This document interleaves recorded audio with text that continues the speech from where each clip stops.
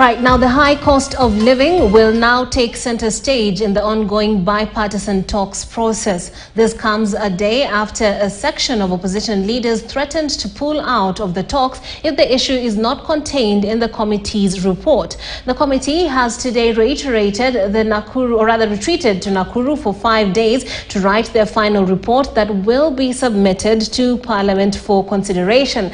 Ken Gashuhi starts our bulletin.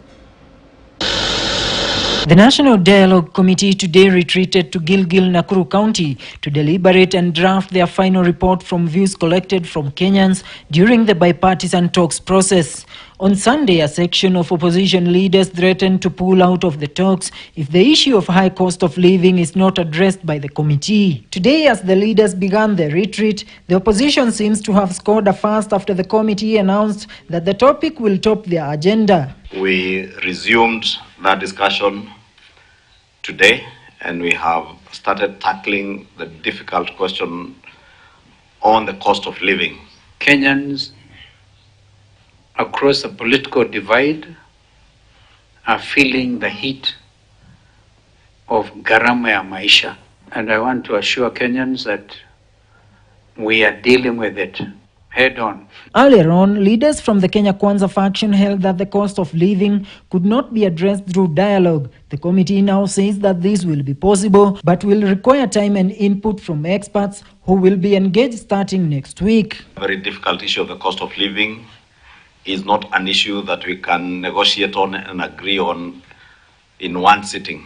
And we have therefore resolved that beginning next week, we shall be inviting a number of experts. So we may want to involve call expert opinion, and indeed some of the stakeholders during the stakeholders consultation will recall that we would tell some of them, go improve on this matter and come back to us. The committee leaders hinted at the possibility of them receiving more views from Kenyans after the National Assembly and the Senate extended their term by a month. Like yesterday in Kajiado, we had the governor of Kajiado saying the Ma community will still want to reach out to us. And we said we cannot, of course, bring you to address us publicly, but there's no harm in putting that memorandum across. We don't want to feel that to give an indication that any Kenyan is left behind. Since last week, we did get the